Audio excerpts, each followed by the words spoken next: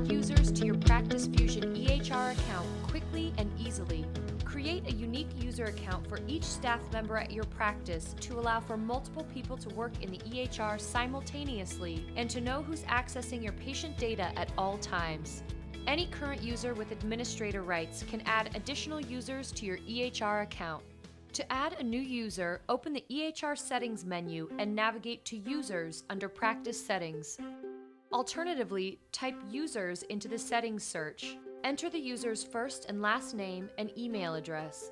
The email address must be unique to the user and cannot be shared across multiple user accounts. If you enter an email address that has already been claimed by another user, you will receive an error message and will need to enter an alternative email for the new user. Next, choose the user's role and grant administrator permissions if desired. Once you confirm these details are correct, click Add. Provide the practice access code to the new user, as they will need this code to log in for the first time. The user will receive an email with a link for their first login.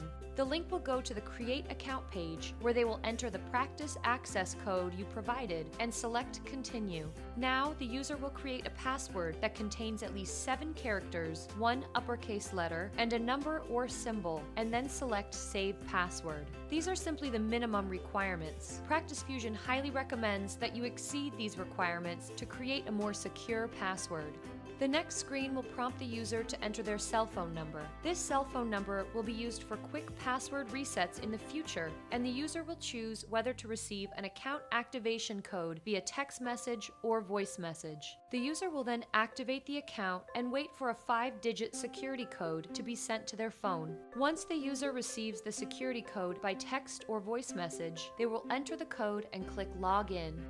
Once the user has been added, you may enter the user's contact details, identifiers, and license numbers, and change the user's practice role, edit level, and EHR permissions. Creating user accounts for all members of your staff will ensure that everyone can participate in streamlining your practice workflow.